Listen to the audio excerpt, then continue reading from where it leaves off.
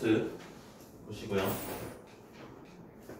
필요하신 부분들은 필기하셔야 되고 노트가 없으면 찍어주시고요. 자, 원의 방정식 봅시다. 처음에 기본형.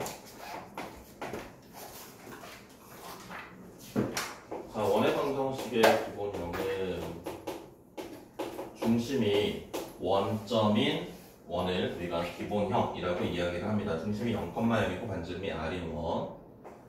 표준형은요,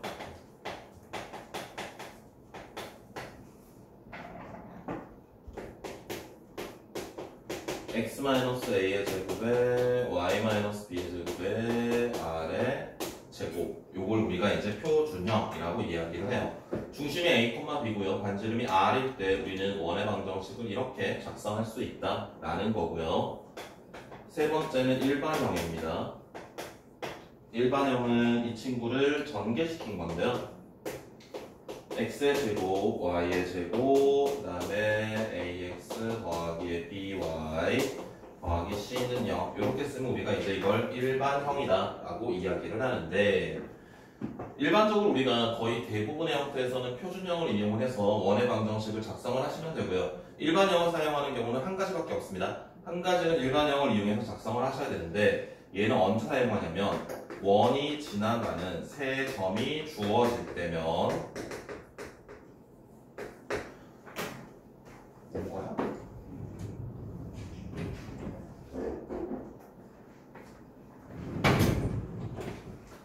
원이 지나가는 세 점이 주어져 있을 때는 우리가 이 일반 형식에다가 세 점의 좌표를 각각 대입을 하셔서 라지 A, 라지 B, 라지 C의 좌표를 값을 찾아주시면 이제 일반형이 되겠고요. 표준형에서는 대부분 이제 우리가 원의 방정식을 작성을 할 때는 표준형을 이용을 하는데, 여기서는 힌트를 줄 겁니다. 뭐 원의 중심의 좌표를 직접적으로 알려줄 수도 있고요. 또는 힌트를 주는 게 원이 이제 어떤 x축에 접한다, y축에 접한다, 직선에 접한다, 이런 이야기들을 해줄 수도 있어요. 대부분은 원의 방정식은 표준형을 이용해 작성을 하셔야 되고요. 요 한 가지 경우만 세 점의 좌표가 주어져 있을 때, 지나가는 세 점의 좌표가 주어져 있을 때만 우리가 일반형을 사용해서 작성을 합니다.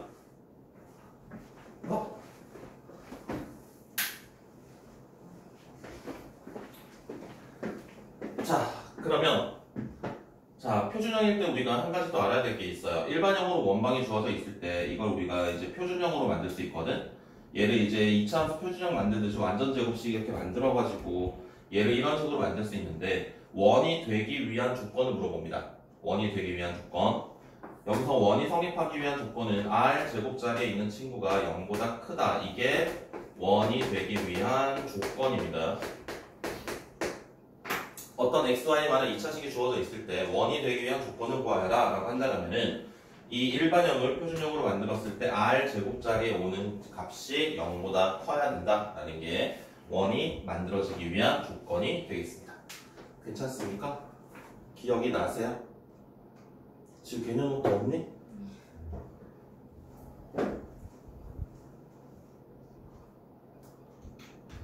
어떡하지? 잘 봐. 자, 그 다음에 축에 접하는 원이 있습니다.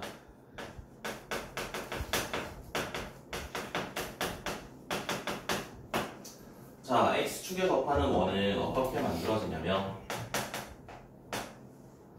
x축이 있는데 원이 하나가 이렇게 접하는 거고요. 하나가 이렇게 접한다 라면 x축에서부터 떨어진 거리가 반지름이 됩니다. 얘도 이게 반지름이 됩니다. 이 원의 중심의 좌표를 우리가 뭐라고 쓸 수 있냐면, x좌표는 그냥 a라고 쓰면 되고요. y좌표를 반지름을 이용해 표현할 수 있다는 겁니다. 얘도 중심의 y좌표를 이런 식으로 나타낼 수 있다는 거야. 그러면 중심의 좌표를 반지름을 이용해 나타낼 수 있다면 이 원의 방정식도 우리가 표현할 수 있다는 겁니다. 어떻게 표현이 되겠습니까? 이 친구 같은 경우는 이런 식으로 쓰시면 된다는 거예요. x-a의 제곱에 y-r의 제곱에 r의 제곱. 그럼 이제 미지수가 a와 r 두 개 나왔거든. 그럼 이제 지나가는 점 또는 또 다른 조건을 이용해서 우리가 a와 r을 찾아주실 수 있겠다. 그래서 미지수를 줄여나가자 라는 논리입니다. 원의 방정식은 표준형에서 미지수가 3개거든요. 중심의 좌표랑 반지름. 그 3개의 미지수를 줄여나가기 위해서 x축에 접하는 원이라면 중심의 y좌표는 반지름을 이용해 표현할 수 있다 라는 논리고요. 그 다음에 y축에 접하는 원도 있습니다.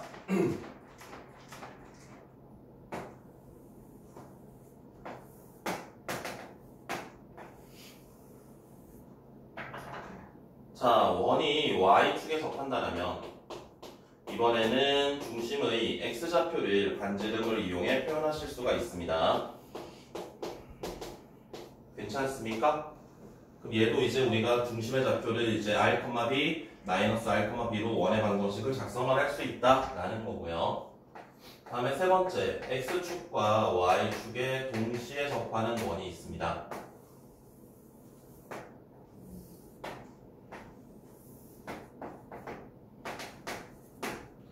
x축과 y축에 동시에 접하는 원은요, 여기에서 여기까지 x축, y축까지 거리가 모두 반지름이 되기 때문에 1사분면에서 접하는 원은 중심의 좌표 r, r이라고 할 수 있고요.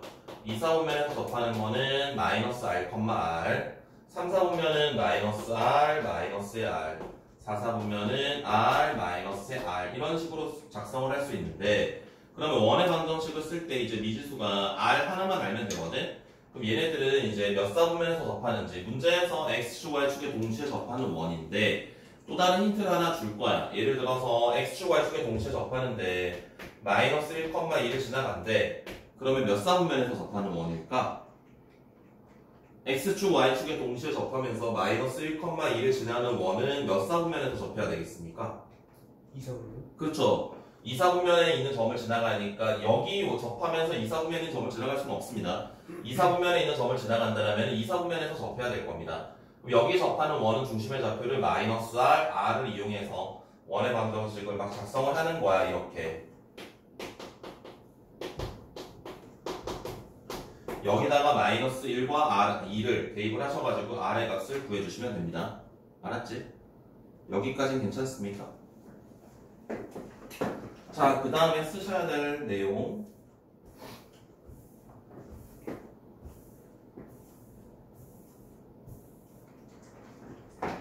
내신에 계속 자주 나오고 있습니다. 요즘에도 계속 자주 나오고 있는 내용이고요. 이걸 이용하면은 문제도 되게 빨리 푸는데 모르면 되게 오래 걸리는 내용입니다.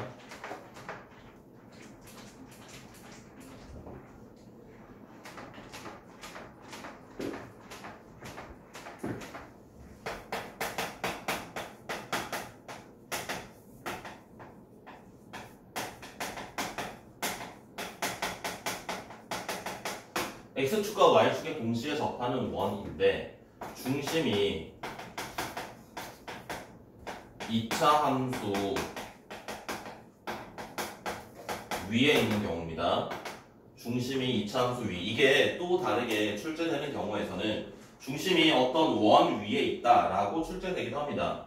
중심이 어떤 원 위에 있다라고 나오기도 하고요. 2차 함수 위에 있다라고 나오기도 하는데 모의고사 기출로는 2차 함수에 있는 걸로 나왔었습니다. 근데 내신 기출로는 둘 다 나옵니다. 자, 그러면 우리가 얘네들이 가지고 있는 성질을 이용을 해서 문제를 푸는 건데요. 자, 중심이 어떤 2차 함수 위에 있다라고 해볼게요. 자, 이런 2차 함수 위에 원의 중심이 있으면서 x축과 y축이 동시에 접한데, 그러면 x축과 y축이 동시에 접하는 원이 가지고 있는 성질을 알아야 돼요. 이 성질을 알아야지만 저기서 이용을 할 수 있는데, 얘네가 가지고 있는 성질은 어떤 성질이 있겠습니까? 성우야, 어떤 성질이 있겠니? 네? x축과 y축에 동시에 접하는 원이 가지고 있는 성질, 특징, 뭐가 있을까?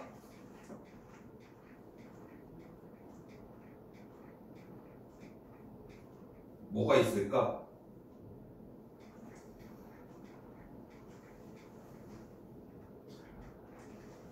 x축, y축에 동시에 접하는 원은 x축과 y축에서부터 떨어지는 거리가 같죠? 모두 같지? 그럼 그건 다시 말하면 y는 x랑 y는 마이너스 x 위에 중심이 있거든요. 그래서 얘도 마찬가지 y는 x라는 직선이 있고요. y는 마이너스 x라는 직선을 찾은 다음에 주어진 이차함수와 y는 x와 만나는 교점, 주어진 이차함수랑 y는 마이너스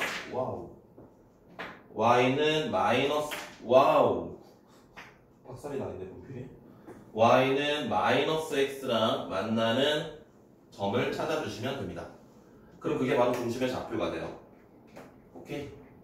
주어진 이차함수 fx랑 y는 x가 만나는 점들이 중심의 좌표가 되는 거야. 그래서 얘랑 y는 x랑 같다라고 놓고 하면 x의 값이 두 개가 나오겠죠? x의 값 두 개가 나오면 하나가 얘고 하나가 얘가 되거든? 그럼 얘는 y는 x니까 여기에 x좌표가 나오면 y좌표도 똑같아.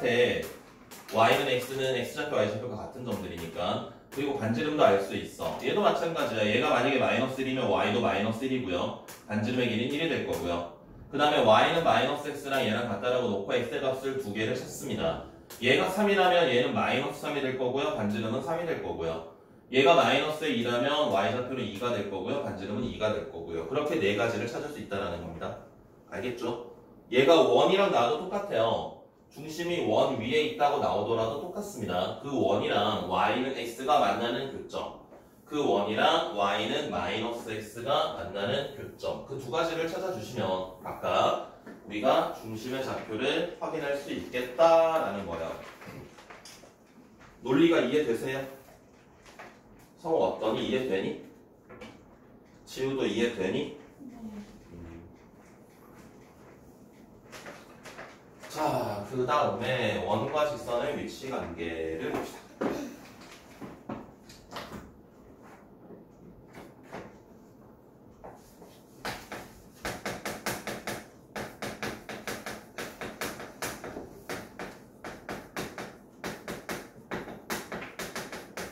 이거 안 찍어 너? 지우는 안 찍어? 있을 것 같아? 봤던 것 같아? 성우도 1월부터 하지 않았니 나랑? 예, 그랬어요. 아닌가? 모르겠어요. 그럼 1월, 2월 할 때 안 했나? 1, 2월에 뭐 했니? 기억이 안 나서 그래. 내가 11월, 12월에는 당연히 이런 서머리 당연히 했을 건데 1, 2월에도 서머리를 했는지 모르겠네. 기억이 안 나네.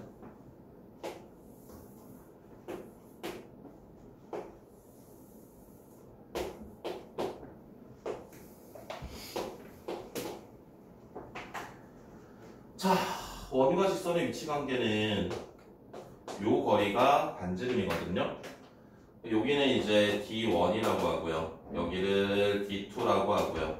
여기를 D3라고 한다면, 자, 원과 직선의 위치 관계는 직선을 원에다가 대입을 해서 막 판별식 쓰거나 이렇게 해서 문제를 풀 수도 있긴 한데, 그것보다는 원의 중심에서부터 직선까지 거리가, 점과 직선 사이 거리가 반지름보다 크냐 작냐를 이용해서 구하는 게 훨씬 좋습니다.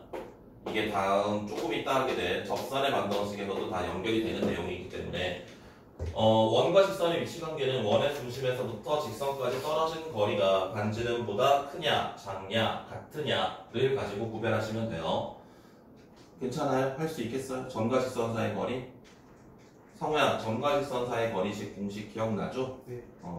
그래서 원의 중심에서부터 직선까지 거리가 반지름과 어떻게 되는지를 가지고 우리가 확인하시면 되고요. 자, 그러면 또 쓰셔야 될 게 있습니다.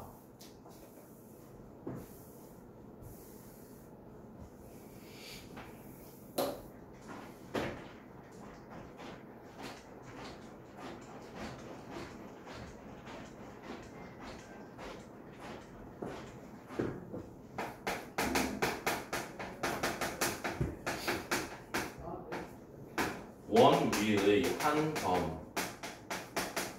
점까지의 거리입니다. 원 위의 한 점까지의 거리를 이야기하는 거게요.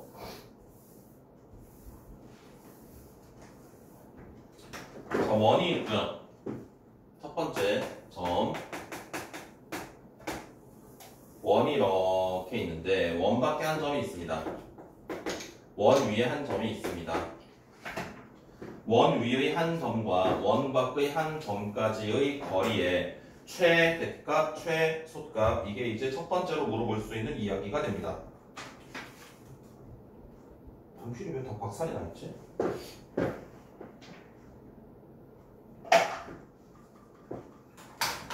자, 원 위의 한 점과 원 밖의 한 점까지 거리의 최대값과 최소값 어떻게 알 수 있을까?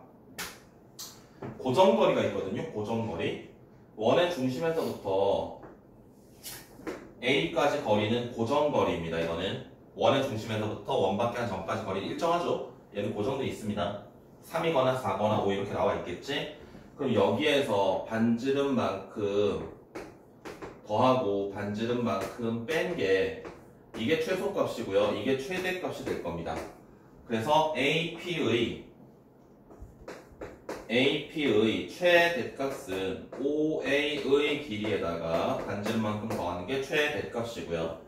최소값은 OA의 길이에다가 반지름만큼 뺀 게 최소값이거든. 그러면 이제 최대값, 최소값을 우리가 알 수 있어. 그런데 봐봐. 예를 들어 얘가 뭐 쉽게 0,0이라고 하고요. 자, 여기에 뭐 6,8이라는 점이 있다고 합시다. 그러면 원 위에 한 점과 얘 사이의 거리가 얘가 AP가 자연수가 되는 점은 몇 개게? 아, 반지름은 안 알려줬구나. 반지름은 뭐 한 3이라고 할까? 성우야, 몇 개겠니? 2개. 왜? 찍었어. 생각을 하고 얘기해봐. 생각을 하고 고민을 하고 기말은 잘 봐야지.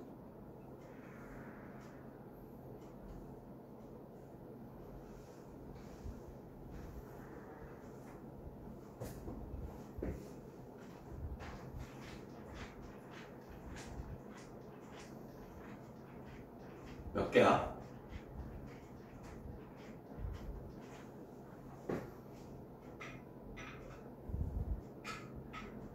거기 본다고 나와 안 나와? 이거 설명할 때 못 들었니? 아니요.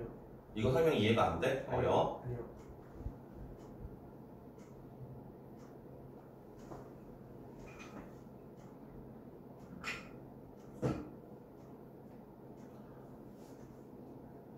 최대값 최소값은 얼마겠어? 얼마일까?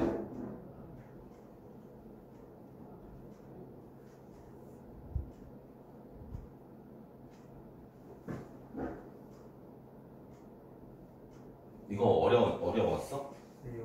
이게 이해가 돼?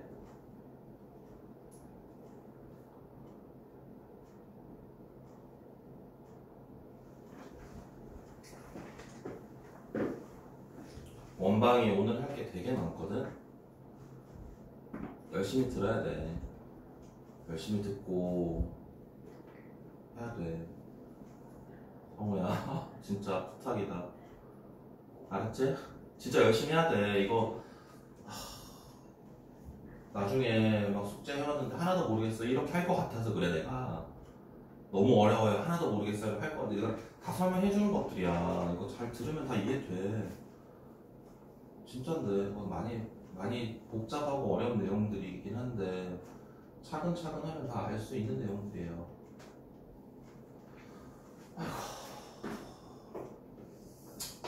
고정거리를 찾은 얘가 10입니다. 고정거리가 10.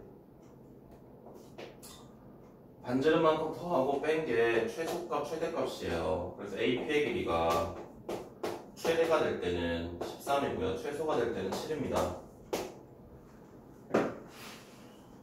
찾을 수 없겠어? 아니요. 어려워? 아니요. 뭐가 어려워? 안 어렵다니까. 근데 못 찾아.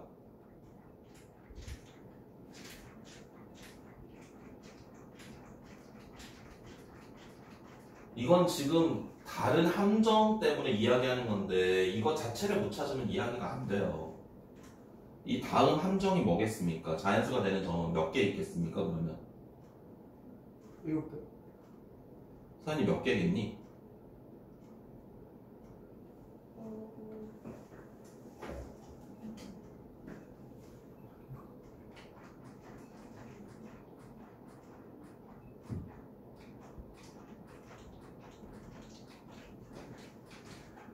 AP의 길이의 최소값이 7이거든요. 그럼 7이 되는 점은 하나 있습니다.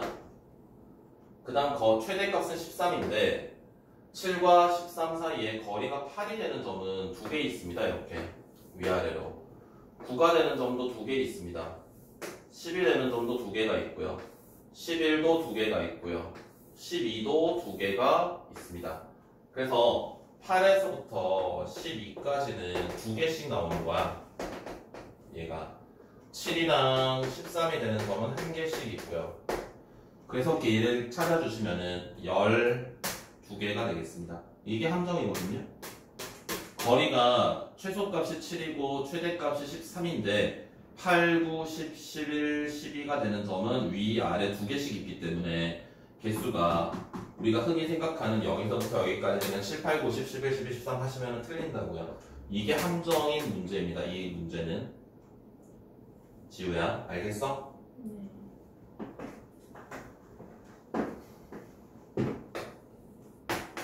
성우도 알겠니?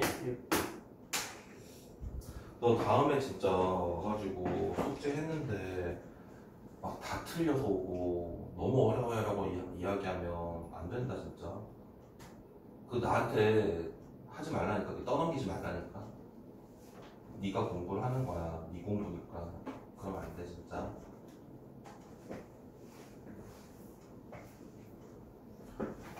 그럼 저거 써야 되는 거 아니에요? 저부터. 이거는 문제고. 자, 직선도 비슷합니다.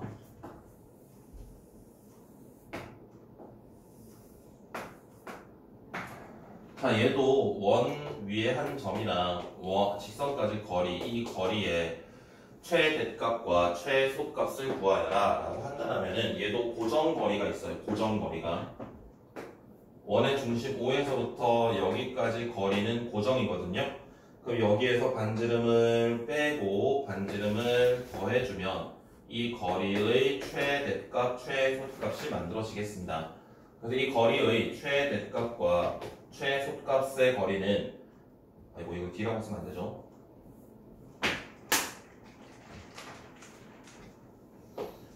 P에서 H까지 거리의 최소값과 최대값은 원의 중심에서부터 직선까지 점과 직선 사이의 거리에서 반지름을 더해준 게 최대값이고 반지름을 뺀 게 최소값이 되겠다 라는 거고요. 이것도 모의고사 기출로 활용이 되어서 나온 게 어떤 게 있냐면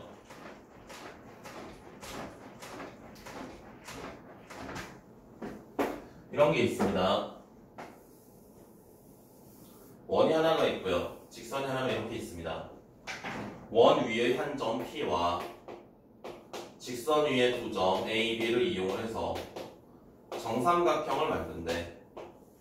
이 정삼각형의 넓이의 최대값, 최소값을 구한 문제가 있었습니다. 원 위에 한 점과 직선 위에 두 점을 연결해서 정삼각형을 만듭니다. 정삼각형을 만들었을 때 이 정삼각형의 넓이의 최소값과 최대값은 어떻게 찾냐면 원의 중심이랑 얘랑 이렇게 연결을 해가지고 정삼각형을 만들면 얘가 지금 높이거든요. 여기서 여기까지 거리가. 이 높이의 최소값이 얘가 됩니다. 이렇게. 높이의 최소값이 얘가 되고요. 최대값이 얘가 됩니다. 그래서 높이의 값을 우리가 알 수 있다라면은 한 변의 길이를 찾아줄 수 있거든요.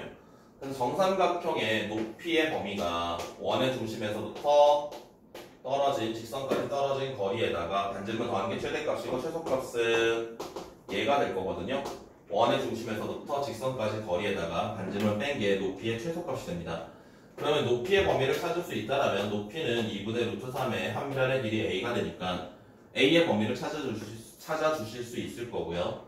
a를 찾아준다면 s는 4분의 루트 3의 a 제곱이라서 a의 범위를 제곱하신 다음에 4분의 루트 3을 곱하면은 넓이의 최소값과 최대값을 찾을 수 있겠습니다.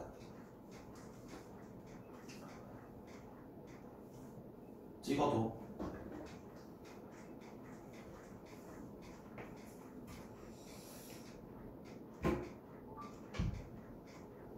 지우는 안 찍어도 돼? 있을 것 같아?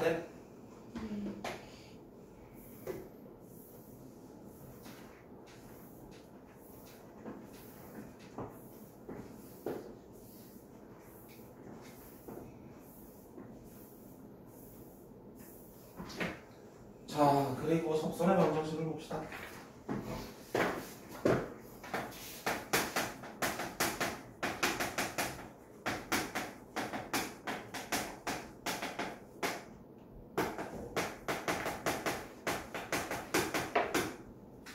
접점이 주어졌을 때 접선의 방정식을 찾는 방법. 원의 중심이 있습니다. 원 위에 한 점의 좌표가 주어져 있습니다.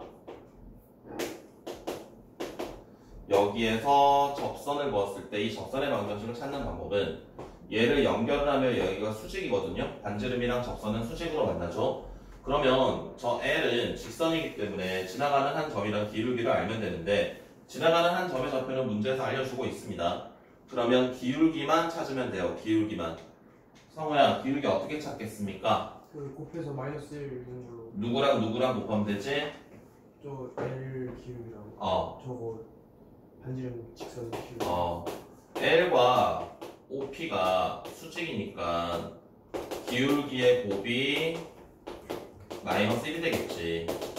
그러면은 우리가 L의 기울기를 확인할 수 있습니다. 그래서 지나가는 한 점 A, B랑 기울기 우리가 찾을 수 있으니까 직선의 방정식을 찾아줄 수 있겠고요. 두 번째, 기울기가 주어지는 경우. 기울기가 뭐 2다, 기울기가 3이다 이렇게 주어진다면 일반적으로 이렇게 두 가지가 나올 수 있습니다. 그럼 여기서도 이제 논리는 비슷합니다. 원의 중심에서부터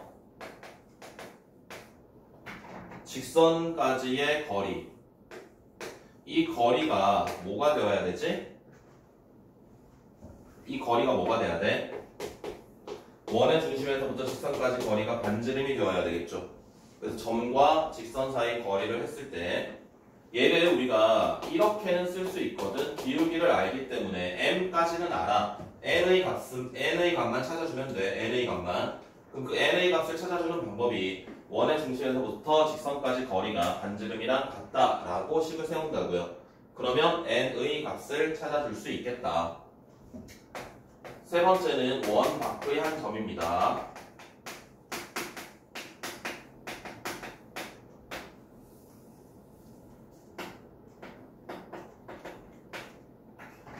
원 밖의 한 점에서 접선을 긋는다라면은 접선은 무조건 두 개가 나올 거거든요. 원 밖의 한 점에서 접선을 긋는다라면 접선은 무조건 두 개 그을 수 있습니다. 그럼 이 L의 방정식을 우리가 어떻게 쓸 수 있냐면 기울기는 모르지만 지나가는 한 점의 좌표를 알기 때문에 y-y1은 m의 x-x1이라고 쓰고요. m의 값을 찾아줘야 돼요. m의 값을. m의 값을 어떻게 찾아줄 수 있냐면 마찬가지 이 직선에서부터 원의 중심까지 거리가 마찬가지 반지름이랑 같다. 점과 직선 사이의 거리가 반지름이랑 같다로 푸는 겁니다. 그래서 접점이 주어질 때는 기울기만 알면 되니까 기울기를 찾는 방법이 이제 원의 중심이랑 접점이랑 연결을 해서 기울기의 곱이 마이너스 1이라는 걸 이용해서 기울기를 찾아주시면 되고요. 그 나머지 두 가지 경우 기울기가 주어져 있을 때랑 원 밖에 한 점이 주어져 있을 때 그때는 원의 중심에서부터 직선까지 거리가 반지름이랑 같다라는 논리로 풉니다. 괜찮아요?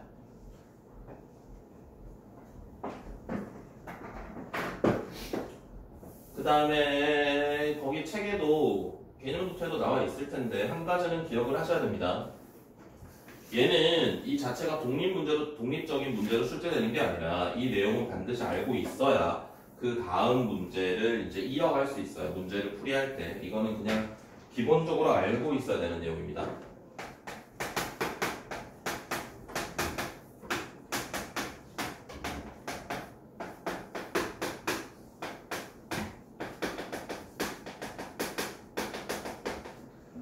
기본형인 원입니다. 중심이 0,0인 원.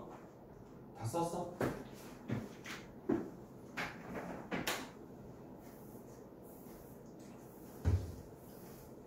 중심이 0,0인 원.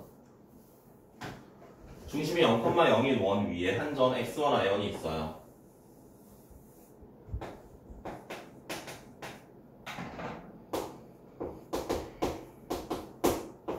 여기에서 그은 접선의 방정식은 얘는 꼭 기억하시는 게 좋습니다.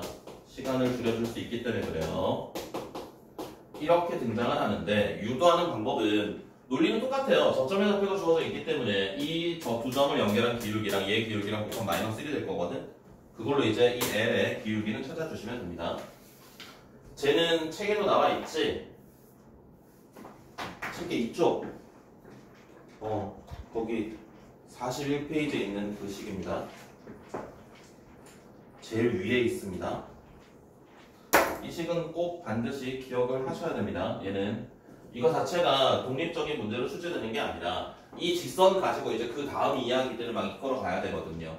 그렇기 때문에 이거 찾을 때 시간이 걸리면 안 되기 때문에 꼭 알아두시면 좋고요.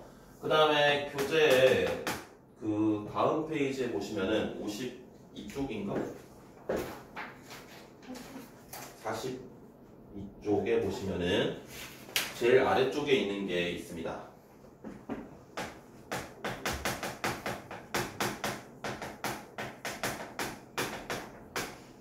자, 이 극선의 방정식이라는 명칭을 기억하실 필요는 없고요. 얘가 무엇을 의미하는지만 알아두시면 됩니다. 근데 얘도 지금 중심이 0,0이어야 돼.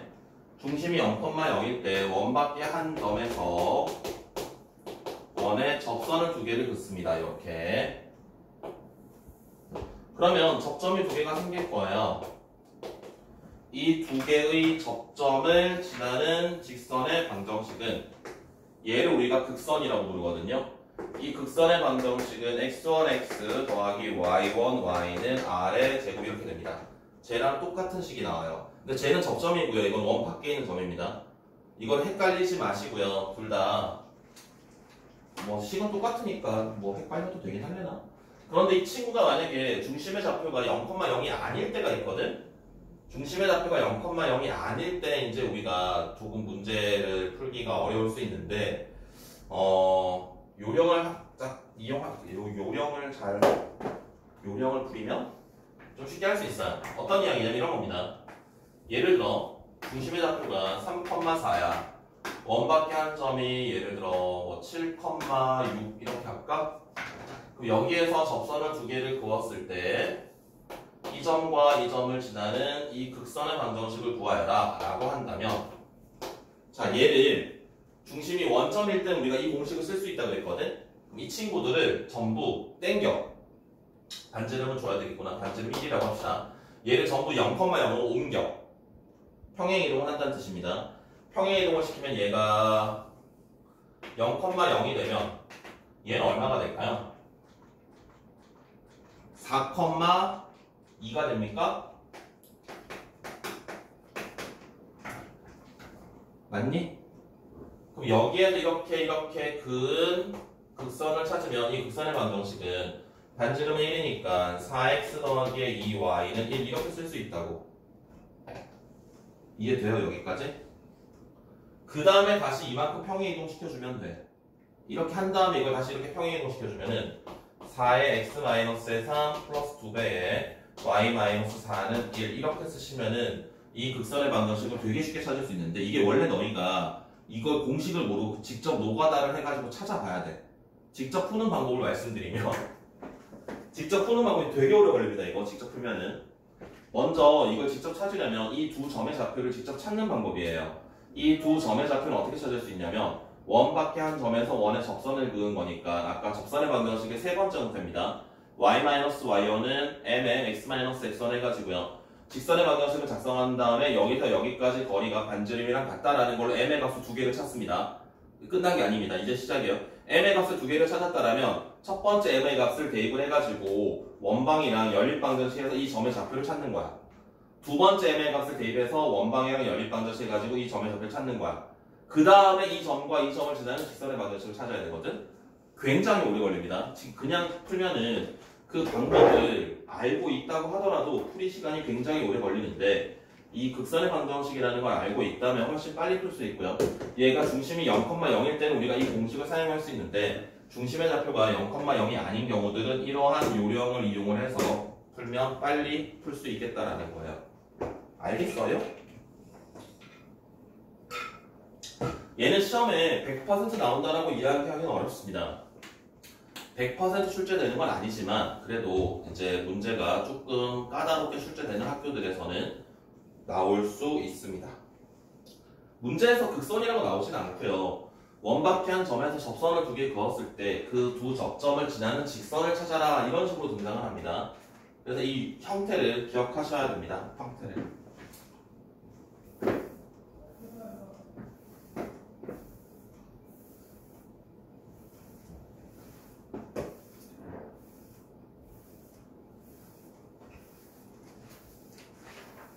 자, 그 다음에 이것도 이제 다음 내용은 교재에 있는 내용인데요. 두 원의 교점을 지나는 몇 번이지? 5번쯤 되나?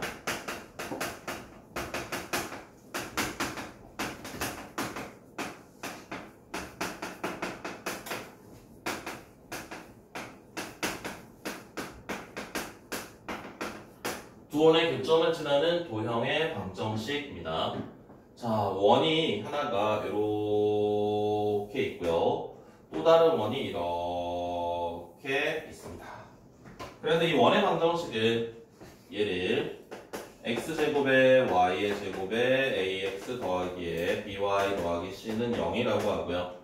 얘를 x제곱 더하기 y제곱 플러스 a 프라임의 x b 프라임의 y 더하기 c 프라임은 0이라고 한다면 두 원의 교점은 이렇게 두 개가 있지? 이 두 점을 지나는 도형은 우리가 방정식으로 표현할 수 있는 도형은 몇 가지가 있지? 방정식으로 나타낼 수 있는 도형은 몇 가지가 있지? 서연아 그거 있을걸? 뒤에 보면 있을걸? 없네? 왜 없지? 왜 없지? 왜 없지? 이때 두 원의 교점을 지나는 도형의 방정식. 방정식으로 표현할 수 있는 도형은 몇 가지를 알아요, 여러분들? 몇 가지예요? 뭐지? 세 가지죠. 직선이랑 원이랑 2차 함수. 그런데 보통 우리가 2차 함수는 잘 다루지는 않고요. 도형이라고 이야기를 하면 직선이랑 원을 많이 다룹니다. 여기서 이야기하는 도형은 직선이랑 원에 대한 이야기들이 등장을 할 거고요. 지난 시간에 우리가 직선을 방정식할 때 했던 것처럼 우리가 두 직선의 교점을 지나는 직선 어떻게 할 수 있었지? 직선 하나 쓰고 직선 하나를 K로 묶어서 더하면 되죠. 그 K로 묶어주는 작업이 뭐였어요? 연립 방정식을 이제 간단히 나타내는 작업이었습니다. 얘도 비슷합니다. 논리는 두 원의 교점을 지나는 도형의 방정식은 한 친구를 K로 묶어서 나타내면 돼. 아무거나 묶어도 됩니다. 여러분 원하시는 걸로 편한 걸로 묶어주면 됩니다. 요게 이제 두 원의 교점을 지나는 도형이 되는데 여기서 K의 값이 얼마냐에 따라 우리가 좀 다르게 결정이 되는데요. K의 값이 만약에 마이너스 1이 된다면 어떻게 될까? K가 마이너스 1이라면 X제곱 Y제곱이 사라지겠죠. X제곱 Y제곱이 사라지면 X랑 Y에 관한 1차식이 남거든요. 그럼 X랑 Y에 관한 1차식으로 표현되는 것은 바로 직선입니다. 직선. 그래서 이 두 점을 지나는 직선은 하나로 결정되겠지. 이렇게 유일하게. 이걸 우리가 뭐라고 부르냐면 공통현이라고 불러요. 공통현. 이 식을. 그래서 K가 마이너스 1이 된다면 이때는 공통현의 방정식을 찾을 수 있습니다.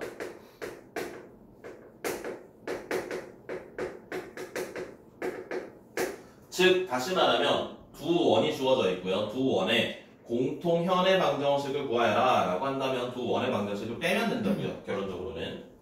그럼 K가 마이너스 1이 아닐 때는 어떻게 되느냐? K가 마이너스 1이 아닐 때는 원의 방정식이 등장을 하는데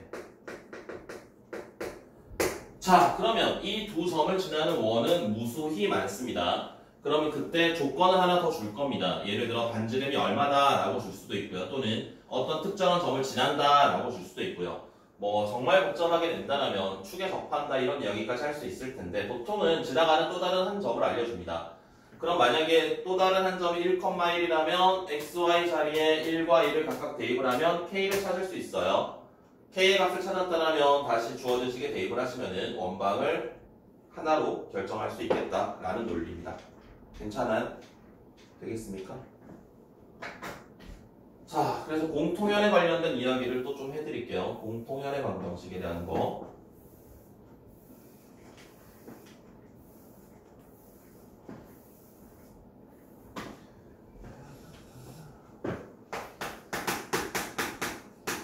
이거는 또 쓰셔야 되는 내용이고요.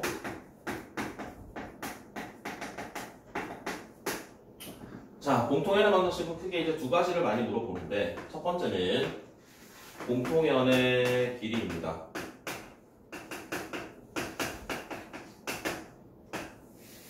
원이 하나가 있고요. 또 다른 원이 이렇게 있다고 합시다.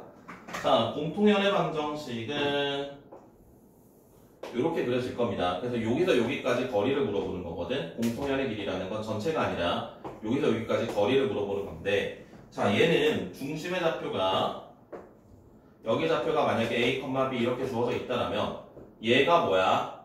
얘가 공통현에서부터 원의 중심까지 거리니까 D라고 쓸 수 있죠.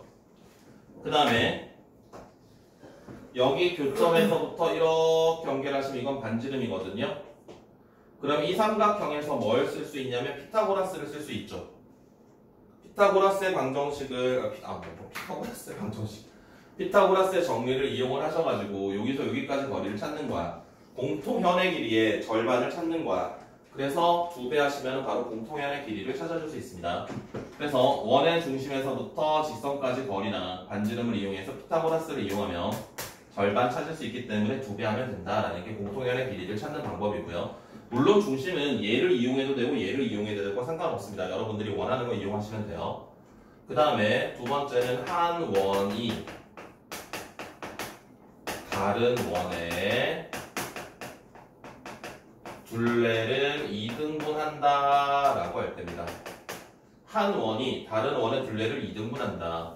그러면 이렇게 원이 하나 있고요. 또 다른 원이 이렇게 지나간다고 합시다.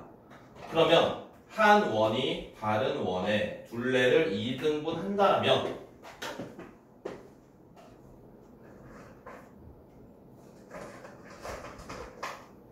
둘레를 2등분한다면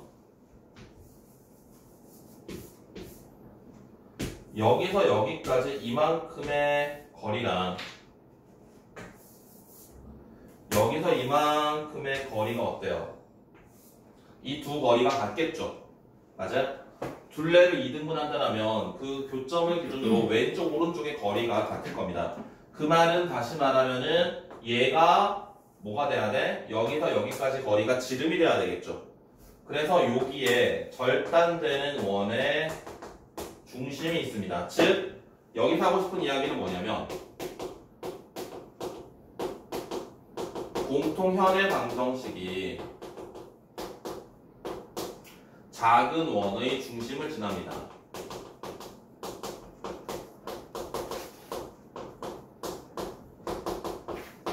그러면 공통현의 방정식은 찾을 수 있지.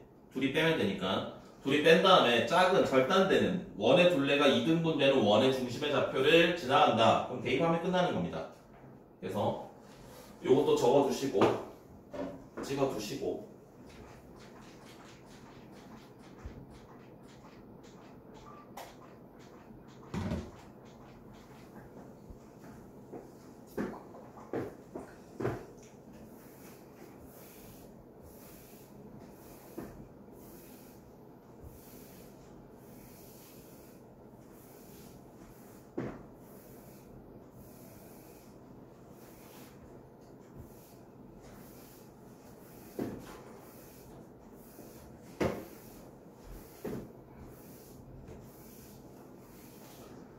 자, 그 다음에 아폴로니우스의 원을 해봅시다.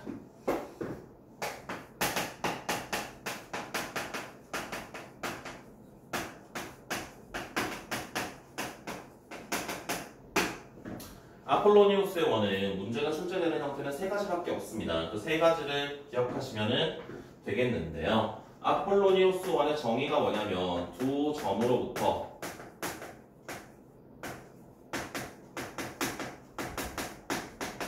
거리의 비가 일정한 점의 자취를 우리가 아폴로니우스의 원이다라고 이야기를 합니다. 그래서 식으로는 AP 대 BP가 M 대 N이다 이렇게 등장해요. 이런 식의 등장을 하시면은 이거는 아폴로니우스의 원이구나 라고 생각을 하시면 되겠고요. 자, 그래서 아폴로니우스 원을 그려보시면은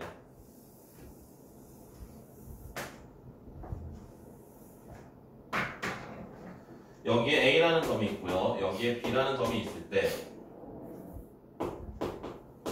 여기서 여기까지 거리가 M이라고 한다면 여기서 여기까지 거리가 N이 되는 P의 자취가 된다는 거야. 그게 바로 아폴로니우스의 원이 됩니다. 괜찮아요? 자, 그러면 여기서 이제 우리가 문제에서 물어볼 수 있는 건 세 가지입니다. 세 가지를 물어볼 수 있는데 첫 번째, 원의 방정식을 물어봅니다. 원의 방정식을 찾아라 라고 합니다. 원의 방정식을 찾아라. 그러면 자, 요 점은 뭐가 되냐면 A, B를 M 대 N으로 내분하는 점이 되겠고요. 요 점은 뭐가 되냐면 A, B를 M 대 N으로 외분하는 점이 됩니다. 자, 그러면 내분점과 외분점의 좌표가 주어져 있으면은 내분점과 외분점이 뭐가 되냐면 지름의 양 끝점이 되는 거야. 그러면 지름의 양 끝점이 나와 있으면 그것의 가운데가 중심이 되나요? 지름의 양 끝점이 주어져 있으면 그것의 가운데가 중심이 되겠지? 괜찮죠? 그 다음에 지름의 길이를 찾을 수 있으니까 양 끝점이 있으면 두 점 사이 거리라면 그게 지름이 될 테니까 그 길이의 절반을 하면 바로 반지름이 되겠다라는 겁니다. 알아듣니, 성우야? 네. 진짜 알아듣니? 그래서 내분점과 외분점이 M대으로 내분하는 점, 외분하는 점을 각각 찾아주시면 그게 지름의 양 끝점이 되기 때문에 원의 방정식을 직접 찾을 수 있고요. 두 번째는 삼각형 PAB의 최대값을 물어봅니다. 삼각형 PAB의 최대값은 자, 보시면 P가 막 움직일 거야. P가 막 움직이는데 A와 B의 거리는 일정하거든요. A, B의 길이는 일정합니다. 그럼 우리가 넓이가 최대가 되려면 높이의 최대값을 찾으시면 돼요. 높이의 최대값. 그러면 높이는 최대값이 뭐가 되겠습니까? 반지름이거든요. 높이의 최대값은. 높이의 최대값은 얘가 반지름이 될 때 이때가 바로 최대값이 되는 거야. 그래서 넓이를 바로 식을 쓸 수 있습니다. 2분의 1 곱하기 AB의 길이 곱하기 반지름을 이용하시면은 그게 삼각형 PAB 넓이의 최대값이 나올 수 있고요. 자, 세 번째는 각 PAB가 최대가 될 때입니다.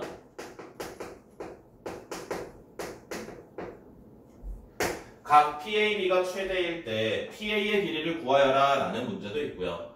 그 다음에 이제 OAP의 넓이를 찾아라 라는 문제도 있고요.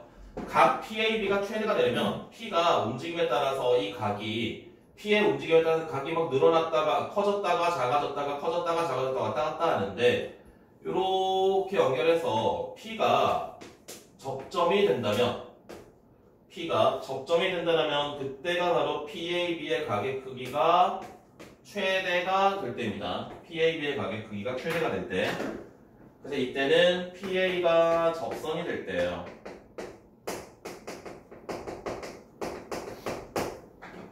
PA가 접선이 된다면 이제 우리가 피타고라스를 이용을 해서 이제 AP의 길이를 찾아줄 수도 있고요. 원의 중심에서부터 이제 A까지 거리 찾아준 다음에 피타고라스 이용하시면 반지름도 알고 중심도 아니까 PA의 길이 찾을 수 있고요. 그럼 PA의 길이 알면은 OP랑 PA 가지고 이제 삼각형의 넓이도 찾을 수 있겠다라는 이야기입니다. 아폴로니우스의 원은 요거 세 가지 유형밖에 없거든요. 원방을 직접 찾는 거랑 그 다음에 삼각형 PAB 넓이의 최대값 그 다음에 각 PAB가 최대가 될 때 요거 세 가지밖에 없습니다. 요거 세 가지만 기억하시면 돼요.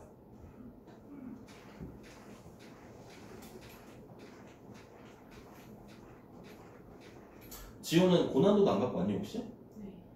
아예 아무것도 안 갖고 왔어? 아니, 다 왜 왔어? 뭐 갖고 왔어? 필통. 우와 준비가 되었네.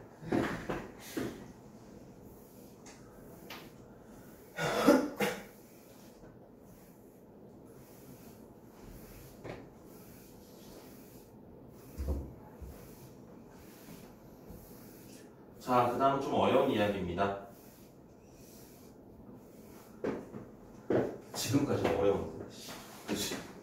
지금까지도 어려운데 더 어려운 이야기를 해야 돼. 아이고, 원이 어렵습니다, 많이. 그래서 시간이 오래 걸리기도 해요. 지금 거의 1시간째 내가 써머리하고 있는데 그만큼 내용도 많고 난이도도 어렵습니다. 자,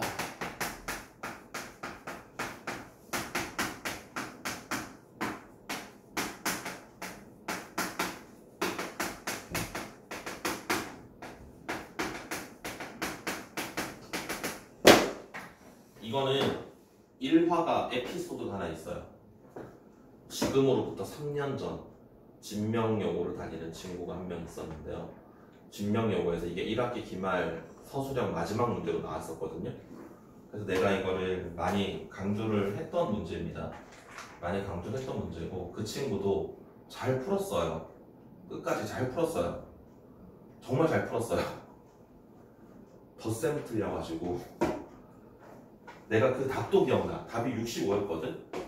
그 친구가 이제 이게 뭐 이거 더하기 이거 해야 되는데 이거 둘이 더해가지고 10의 자리를 받아 올림을 안 해가지고 55라고 써서 틀렸어요.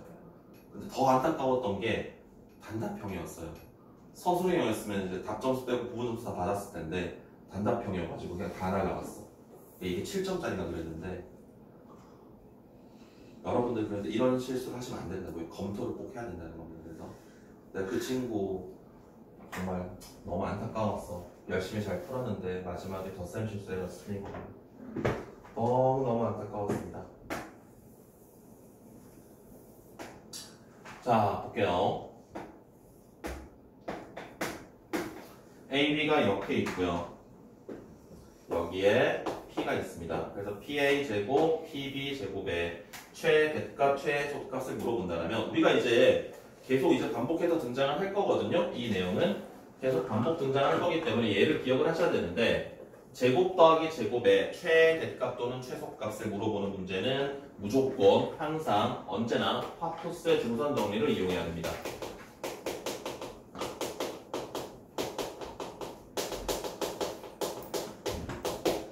이게 평면좌표 단원에서도 등장을 하고요. 직선의 방정식 단원에서도 등장을 하고요. 원방에서도 등장을 합니다. 거리 제곱 더하기 거리 제곱은 항상 파푸스의 중선 정리를 사용하는 걸 기억을 하셔야 됩니다. 자, 그러면 이것도 파푸스의 중선 정리를 사용을 할 거라면 A, B의 중점이랑 P를 연결을 했을 때 PA 제곱 더하기 PB 제곱은 어떻게 바뀌겠습니까? PA 제곱 더하기 PB 제곱은 2배의 PM의 제곱 플러스 AM의 제곱 이런 식으로 바뀌겠죠. 괜찮아? 그럼 이때 AM의 길이는 어떻지? AM의 길이는 일정하죠. AB의 길이 구한다면 절반하면 되니까 AM의 길이는 일정합니다. 얘는 고정되어 있습니다. 얼마인지 나와 있다고요. 그러면 PM의 길이의 최대값과 최소값을 찾으면 되거든. 그럼 원의 중심이 5라고 할 때 PM의 길이의 최대값과 최소값은 아까 말씀드린 것처럼 원 밖의 한 점에서 원 위의 한 점까지 거리의 최대값과 최소값이야. 그래서 PM의 길이가 최대값은 OM의 길이에다가 반지름을 더하는 게 최대값이고요.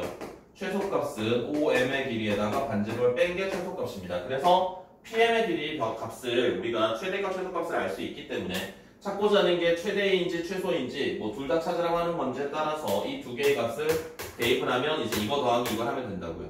그래서 그 친구는 이거 둘이 더하면서 10의 자리 올림을 안 해가지고 틀린 거야. 알았지? 이거는 꼭 기억하십시오. PA 제곱 더하기 PB 제곱의 최대값, 최소값은 반드시 파포스의 중선 정리를 사용을 해야 된다.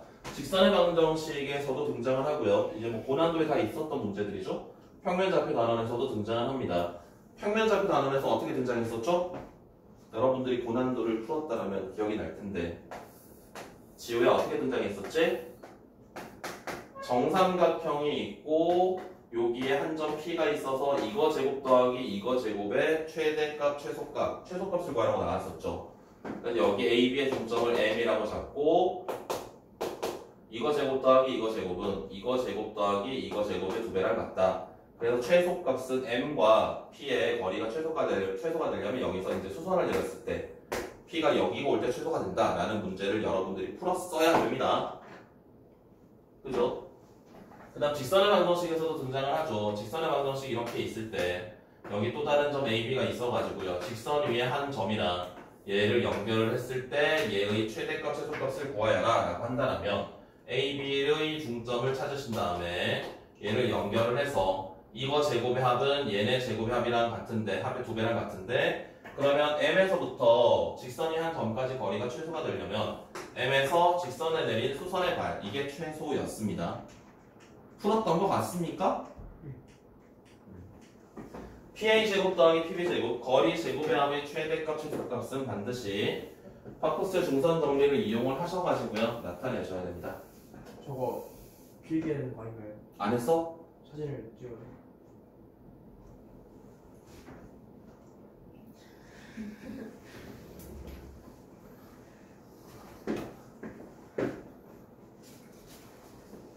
찍어. 네.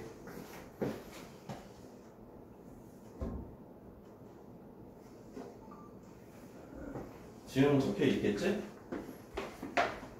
네. 적혀 있을 거야. 내가 이거는 꼭 하는 이야기니까 적혀 있을 거야.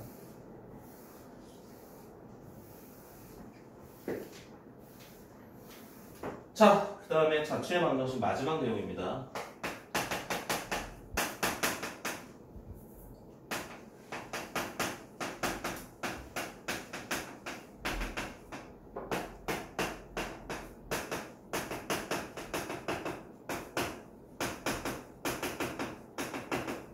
외분점은 조금 식이 다르기는 한데요. 내분점식만 일단 먼저 해보도록 합시다. 자, 어떤 거냐면 원이 있습니다. 원이 하나가 있고요. 원밖에 한 점이 있습니다.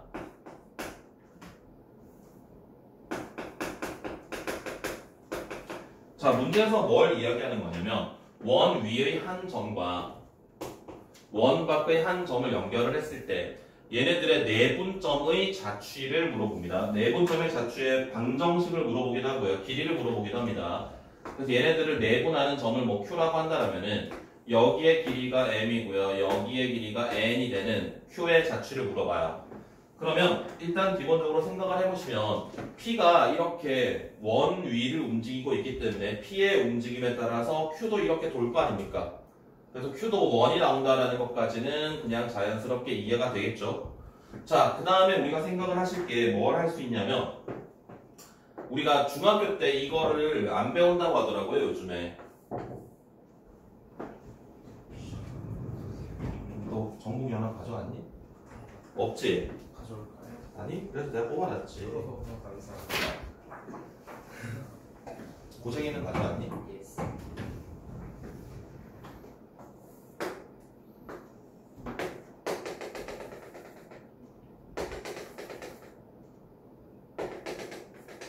이게 교육과정에 사라졌나봐. 요즘 안 배우더라고요, 애들이. 이런 그림 본 적 있어요, 중학교 때? 닮음 배울 때? 아니요. 이게 막 두삼각형이 닮음인데 대응하는 꼭지점들을 연결했을 때 한 점에서 모이잖아? 이걸 우리가 뭐라고 부르냐면 닮음의 중심이라고 불렀었어. 그래서 예를 들어 두삼각형이 얘네가 닮음이야. 근데 여기 길이가 만약에 뭐 4고요. 여기 길이가 만약에 7이다? 그러면 여기의 거리도 4대 7이 되는 거야. 이게 이제 닮음의 중심이라고 했던 거거든. 이걸 이용하는 겁니다. 여기서도 마찬가지야. 여기서 이제 여기 이 원이랑 이 원은 당연히 닮음이겠죠. 원은. 그럼 여기서 여기까지 거리랑 여기서 여기까지 떨어진 거리 비가 몇 대 몇이지? m 대 n이 되죠. m 플러스 n이 되죠. m 대 n 플러스 n. 그럼 여기서 이제 반지름은 쉽게 찾을 수 있어요. 반지름은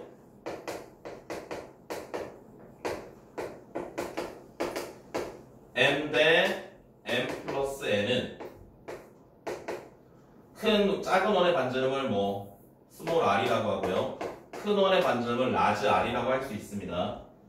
작은 원의 반지름을 우리가 스몰 r이라고 하고요. 큰 원의 반지름을 라지 r이라고 한다면은 얘네들의 내분점은 내분하는 점의 자체의 그 반지름의 길이는 이 비례식을 이용을 하셔가지고요 찾아주시면 돼요. 외부는 그래서 이게 식이 좀 다르다고요. 외부는 이제 m 대 n 이렇게 오는 거니까 m-n 대 n 이렇게 표현이 될 거거든요. 반지름의 길이는 이런 식을 이용해서 찾아줄 수 있고요. 중심의 좌표는요.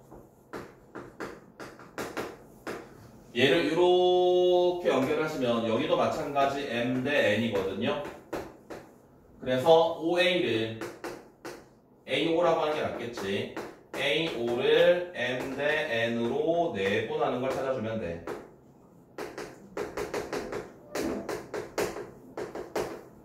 이해되십니까? AO를 m 대 n으로 내분하는 점을 찾아주시면 그게 바로 우리가 찾고자 하는 원의 중심이 되겠다라는 이야기입니다. 그 다음에 무게중심의 자취. 자, 얘는 원이 이렇게 하나가 있고요. 원 밖에 두 개의 점이 있습니다.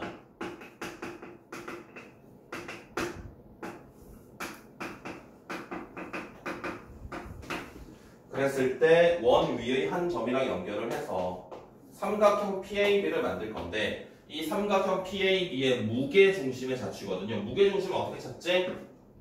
세점 구한다면 3으로 알아요. 기하학적으로는 어떻게 찾지?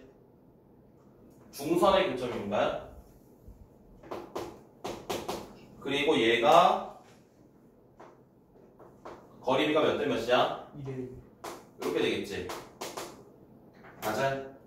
그럼 얘도 그리면 뭐가 되겠어요? 얘도 당연히 이러한 원이 만들어질 겁니다. 그럼 여기서도 우리가 이야기할 수 있는 게 논리는 똑같아요. 쟤랑 얘는 어떻게 되겠습니까? 원 위에 한 점이랑 m까지 거리비가 여기서 1대2가 되는 점들이거든요. 그럼 여기서 첫 번째 반지름은 찾기가 쉬워요. 무게중심의 자체는 사실 고정되어 있거든요. 반지름은 큰 원의 반지름을 우리가 라지 r이라고 한다면